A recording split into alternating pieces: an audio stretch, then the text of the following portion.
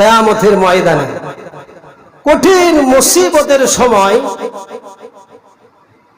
7 শ্রেণীর মানুষ আল্লাহর আরশের ছায়ার নিচে আশ্রয় পাবে। সেই দিন আল্লাহর আরশের ছায়া ছাড়া আর কোনো ছায়া থাকবে না। মাথার একেবারে কাছাকাছি সূর্য চলে আসবে, জমিনটা তামার মতো হয়ে যাবে। 7 শ্রেণীর মানুষ আল্লাহর আরশের ছায়ার নিচে আশ্রয় পাবে। বলুন আমরা সবাই কিয়ামতের ময়দানে সেই আল্লাহ রাব্বুল আলামিনের আরশের নিচে আমরা আশ্রয় পেতে চাই কি চাই না? কারণ সেই দিন যারা আল্লাহ তাআলার আরশের নিচে যারা আশ্রয় পাবে এরাই হলো ভাগ্যবান ব্যক্তি এবং এরাই হলো সৌভাগ্যবান ব্যক্তি। এদের নসিব ভালো। কথা বলেন ঠিক কিনা? তাহলে 7 শ্রেণীর মানুষ আল্লাহর আরশের ছায়ার নিচে কিয়ামতের ময়দানে আশ্রয় পাবে। 1 নম্বরে যেটা হলো 1 নম্বরে হচ্ছে ন্যায়পরায়ণ শাসক। কি শাসক? ন্যায়পরায়ণ শাসক 1 নম্বরে ন্যায়পরায়ণ শাসক। তাহলে বোঝেন একজন ন্যায়পরায়ণ শাসকের দাম কম না বেশি? কম না বেশি? আল্লাহর আরশের ছায়ার নিচে আশ্রয় পাবে ন্যায়পরায়ণ শাসক।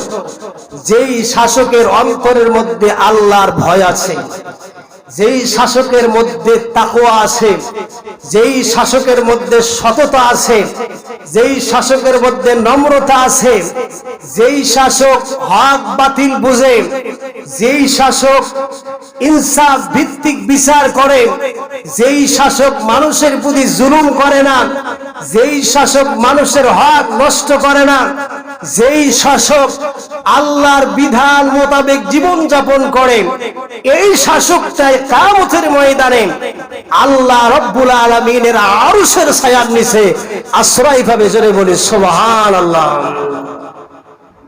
1 নম্বরে আসছে ন্যায় শাসকের কথা। সম্মানিত মুসল্লিনে কেরাম, একজন ন্যায়পরায়ণ শাসক, একজন খলিফা, একজন প্রতিনিধির কত দাম, কত মর্যাদা হাদিস শরীফের মধ্যে আছে আমার ভাইরা।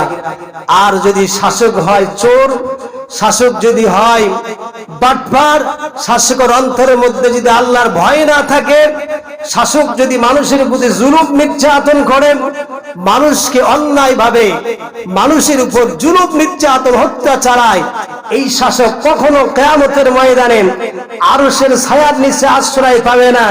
এমনকি দুনিয়াতেই বর্তমান কেউ জায়গা দিতে চায় না। কথা বলেন ঠিক কিনা? আরশের নিচে তো ওটা হাসরের ময়দানে দুনিয়াতে জায়গা পাবে না। দুনিয়াতে লাঞ্ছিত হবে, অপদস্থ হবে একটি মাত্র কারণে, ন্যায় শাসক না হওয়ার কারণে, ন্যায়পরায়ণ শাসক না হওয়ার কারণে, জালিম শাসক হওয়ার কারণে এই দুনিয়াতেও লাঞ্ছিত হবে, পরকালেও লাঞ্ছিত হবে, আল্লাহর আরশের ছায়ার নিচে আশ্রয় পাবে না। আর যদি ন্যায়পরায়ণ শাসক হয় অবশ্যই 1 নম্বরে আল্লাহর আরশের ছায়ার নিচে আশ্রয় হয়ে যাবে। জোরে বলি সুবহানাল্লাহ। রাগ করতেছেন নাকি? রাগ করতেছেন? 2 নম্বরে হলো যে ব্যক্তি যৌবন কালে ইবাদতে লিপ্ত থাকবে। কোন কালে? শক্তি কোন কালে বেশি বেশি? জোরে বলেন, শক্তিটা শরীরের মধ্যে কোন কালে বেশি? যৌবন কালে বেশি। আর এই যৌবন কালে ইবাদতের মধ্যে লিপ্ত থাকতে হবে। কিন্তু আজকে দুঃখের বিষয়, আজকে আমরা যৌবন কালে যত কুকাম করে বেড়াই, বিরুদ্ধ কালে দেখা যায় একটু লাইনে আসি, যখন চামড়া ঢিল মেরে দেয়। কথা বলেন ঠিক কিনা? কিন্তু যৌবন কালের ইবাদতটা আল্লাহর কাছে বেশি গ্রহণযোগ্য। আল্লাহ তাআলা যৌবন কালের ইবাদতটা বেশি পছন্দ করে।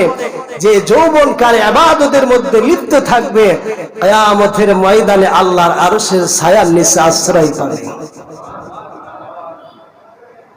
3 নম্বর হলো যে ব্যক্তির অন্তরটা সর্বদা আল্লাহর ঘর মসজিদের সঙ্গে লেগে থাকে।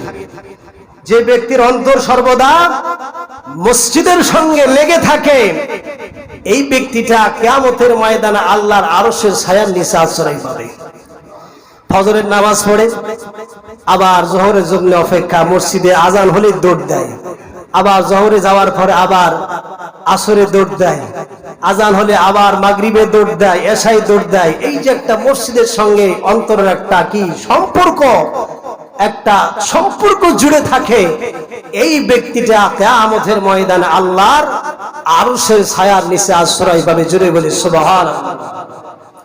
4 নম্বরে ওই দুই ব্যক্তি যারা একমাত্র আল্লাহ তাআলার সন্তুষ্টির উদ্দেশ্যে, আল্লাহ তাআলার উদ্দেশ্যে একে অপরকে কি করে, ভালোবাসে, একে অপরকে মহব্বত করে, একমাত্র আল্লাহ তাআলার সন্তুষ্টির উদ্দেশ্যে এবং আল্লাহ তাআলার জন্য আবার একত্রিত হয়, আবার তারা সম্পর্ক বিচ্ছিন্ন করে একমাত্র আল্লাহ তাআলার জন্য, সম্পর্ক গড়ে আল্লাহ তাআলার জন্য এবং সম্পর্ক বিচ্ছিন্ন করে আল্লাহ তাআলার জন্য। এই দুই শ্রেণীর মানুষ, এই দুই প্রকার মানুষ কিয়ামতের ময়দানে আল্লাহর আরশের ছায়ার নিচে আশ্রয় পাবে। জোরে বলি সুবহানাল্লাহ। 5 নম্বর হলো ওই যুবক, যেই যুবককে সুন্দরী রূপসী নারী, সুন্দরী কোন মেয়ে খারাপ কাজের জন্য আহ্বান করে, প্রস্তাব দেয়, খারাপ কাজের জন্য ডাকে, তখন যুবক বলে আমি আল্লাহ তাআলাকে ভয় করি, আল্লাহ তাআলাকে ভয় করি, আর প্রত্যাখ্যান করে দেয়। আল্লাহ রাসূল বলেছেন কিয়ামতের ময়দানে এই যুবকটা আল্লাহর আরশের ছায়ার নিচে আশ্রয় পাবে। জোরে বলি সুবহানাল্লাহ। আজকে যুবককে তো প্রস্তাব দিবে, খালি মিস কল যদি দেয়, খালি মিস কল। কোন মেয়ে মানুষ যদি মিস কল দেয়, যুবক সারাদিন পটপট করে কথা হয়, ঠিক কিনা বলে? এমন যুবক পাওয়া যাবে প্রত্যাখ্যান করবে খারাপ কাজের জন্য? শয়তান আরো জুড়ে দিবে, আল্লাহর বান্দা দৌড়ে যাবে খারাপ কাজের দিকে, কথা বলেন ঠিক কিনা? কিন্তু কেউ যদি প্রত্যাখ্যান করে, রাসূল করিম সাল্লাল্লাহু আলাইহি ওয়াসাল্লাম বলেছেন এই যুবকটা আল্লাহর আরশের ছায়ার নিচে আশ্রয় পাবে। 6 নম্বরে হচ্ছে ওই ব্যক্তি, যেই ব্যক্তি এমন গোপনে দান করে, সে ডান হাত দিয়ে কি দান করলো বাম হাতও খবর পাইল না। তার মানে এই নয় যে প্রকাশ্যে দান করা যাবে না, দান প্রকাশ্যেও করা যাবে, গোপনেও করা যাবে। কথা হলো এটাই, দান যে ব্যক্তি করবে একমাত্র আল্লাহ তাআলার সন্তুষ্টির জন্য দান করতে হবে। লোক দেখানো দান করা যাবে না, মানুষ দেখানো দান করা যাবে না।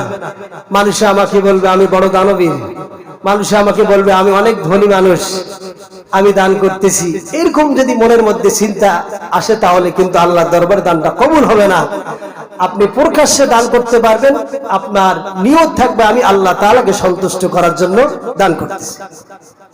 যে ব্যক্তি এইরকম ভাবে দান করবে কিয়ামতের ময়দানে আল্লাহর আরশের ছায়ার নিচে আশ্রয় পাবে। 6 নম্বর ওই ব্যক্তি, যেই ব্যক্তি নির্জনে আল্লাহ তাআলার ভয়ে কাঁদে, আল্লাহ তাআলার ভয়ে কাঁদে, আল্লাহর কাছে ক্ষমা চায়। এমন অনেক বান্দা আছে যারা প্রতিদিন আমরা চিনি না, এমন বান্দা আছে সাধারণ মানুষের মধ্যেও, এমন বান্দা আছে প্রতিদিন তাহাজ্জুদের নামাজ পড়ে চোখের পানি ছেড়ে ছেড়ে আল্লাহর দরবারে কাঁদে। কথা বলেন ঠিক কিনা? আছে। সম্মানিত হাজিরিন, এই 7 শ্রেণীর মানুষ কিয়ামতের ময়দানে, যেই দিন আল্লাহর আরশের ছায়া ছাড়া আর কোনো ছায়াই থাকবে না, যেই দিন মানুষেরা কেউ হাঁটু পর্যন্ত ঘামে থাকবে, কেউ নাভি পর্যন্ত ঘামে ডুবে থাকবে, কেউ আবার নিজের ঘামে নিজেরাই সাঁতার কাটতে শুরু করবে।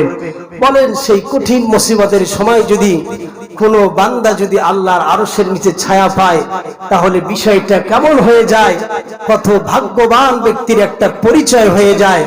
এই জন্য আমার সম্মানিত হাজিরিন, আমরা যদি আল্লাহ তাআলা আরশের ছায়ার নিচে আশ্রয় পেতে চাই, অবশ্যই আমাদেরকে নেক আমল করতে হবে। কথা বলেন ঠিক কিনা?